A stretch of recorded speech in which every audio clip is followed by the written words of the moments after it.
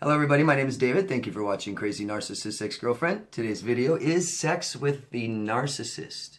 Tons of you guys ask me, I got clients that ask me stuff about why do I keep thinking about the sex with them, or I see comments a lot in the comment section of my videos and other people's videos, and it's like, yeah, but the sex was so good, oh my god.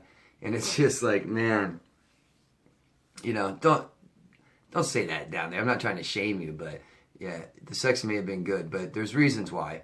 Some of it is us. Some of it is stuff that we're looking for, stuff we're missing, attention and love and things like that. But this is about the narcissist. So I believe sex with the narcissist and what they're thinking in their mind is two major things that's going on that they're playing with, and that's ego and vulnerabilities, both theirs and yours. So narcissists were formed out of abuse, and different criteria happen, you know, massive neglect, abandonment, abuse, stuff like that. Their response to it is, I'm better than everybody else, and they form that false ego, and they build it up, and it becomes huge but fragile, thin. Sometimes they may have had another parent overcompensate or whatever it may be. Sometimes it's out of total anger, frustration. Different components make up a narcissist, why they become full-blown narcissist. They must support this ego they build. This ego is everything to them. They have tons of shame, and you know, people deal with shame differently. We tend to believe that we're less than equal than everybody else, and they do too. The way they battle that is that false ego. I'm better than everybody else. I'm not less than equal. Here's everybody else. I'm better than everybody else. So everything they do must support that. Okay? And they can become very sensitive about it. They want control. So they they want immediate gratification. That's a lot of times why people have sex. I made a video on the couch surfer narcissist. The narcissist that merely bounces around and has sex with tons of people. No real intimacy, or at least not much time. Narcissists don't love. They don't really connect. They have no remorse or empathy.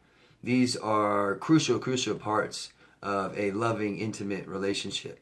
Okay? They seek control from people they're with. And, you know, I'm not talking about the one-night stand. I'm talking about relationships. And they want to get into your head. And the best way for them to really control you is sex, because they're in control of your body. They can make your body feel good. They can make your mind feel good. Sex does lots of things inside your head. Hormones and chemicals fluctuate up and down.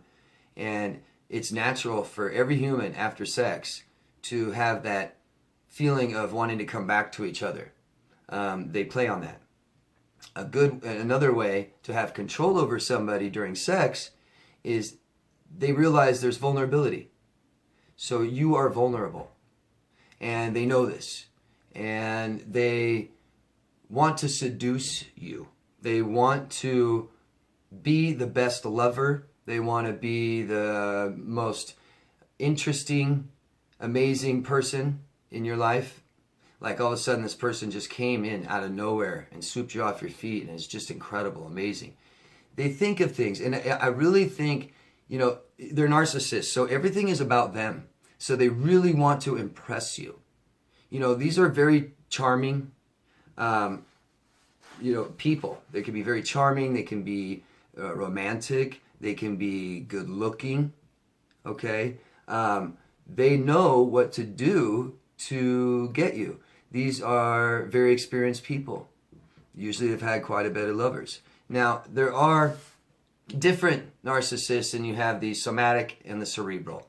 Cerebral meaning cerebral part of your brain. So they tend to use their brain more. They tend to not have sex, and there's tons of different reasons why. But they tend to excel in thinking, logic, and intelligence, and they believe they're above sex, or they may have been sexually abused and don't want to have sex for whatever reason. They believe they're better than that.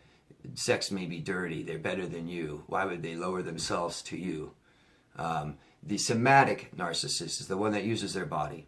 And they will use their body to lure you in. I mean, they could be healthy and work out a lot. Plastic surgery, makeup, jewelry, hair. They can present themselves very nice. Like I said, they want to seduce you to get that control. And they want you to support that false ego. So they really want to impress you. They want to be that best lover. They want to get in your head. And then even after the sex, they might leave something there. They might leave their smell there. So you keep smelling them on purpose. They might spray some cologne there or something, some perfume in your house. Might leave a garment there. Okay? They do this stuff on purpose to keep you in your head. Okay? Then they'll play little games, see if you call them and how much you like them, you know. I believe narcissists are either misogynist or misandrous, which means they either have a total hatred for women. If they're men, they have total hatred for women. And I believe women narcissists have total hatred for men. It just seems like that. Freudian psychology, it's kind of like we are attracted to our opposite gender parent. And that usually has a lot of friction. And usually growing up in an abusive house, narcissists will tend to hate the opposite gender. Absolutely massive hatred. I believe, it's all about motives. What does the narcissist want? Okay? Narcissists want that immediate gratification, yes. But what they really want is they're envious. They're envious. They want your things, your traits to be a part of you, raise themselves in public status. If they think that somehow you're better than them, a better person or better at something, or other people may think that person's better than they are. If they can control you and defeat you, in their mind, they're better than you, and that supports that false ego. So it's like, it's a man that gets to put another notch on the wall, on their belt. Got another one. And they like that challenge of being told no. They don't want to ever be told no. But the times they've been told no and still get what they want, they believe they are huge for that. Okay? They want to be unique, right? They want to be special. I mean, we all do. But if they believe they're so omnipotent and so godlike, so much better than you, they want that supported. And if anyone can tell them that strokes their ego, they like it. They love it. They want to turn you on. They may have lots of sex. The sex may be very intense. But there's no love or emotion, no attachment.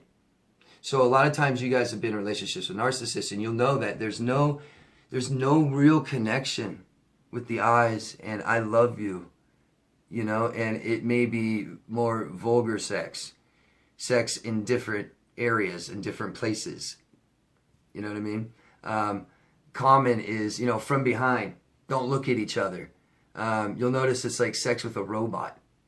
Okay? And then you might notice things afterwards. The coldness, the distance, the be mean to you because they know you're vulnerable. Or they will prey on your insecurities while sex or during sex or right before or after, a way to lower your fight, your defense.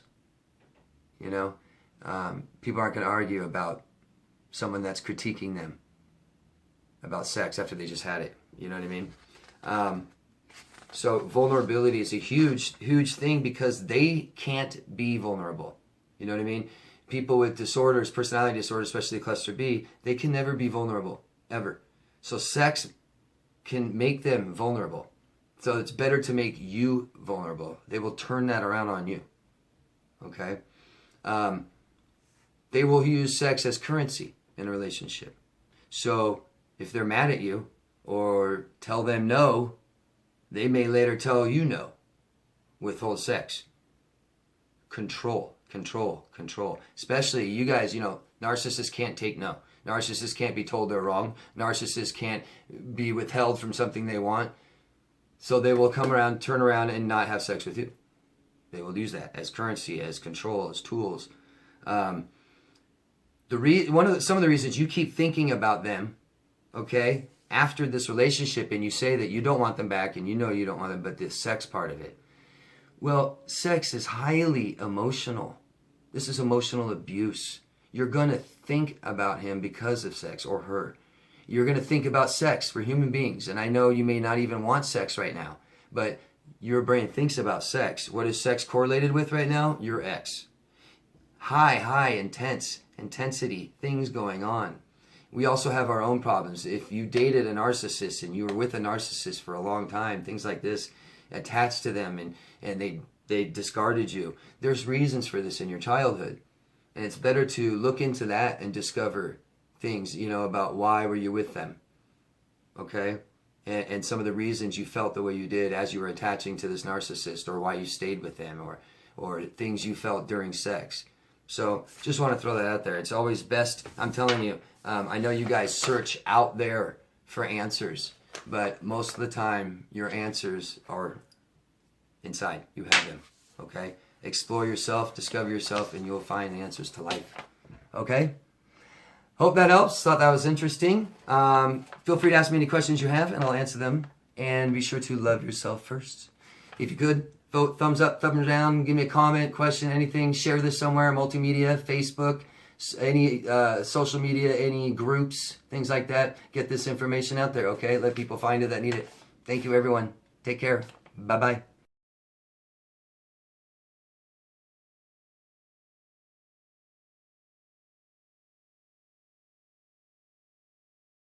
Danny Dog Productions.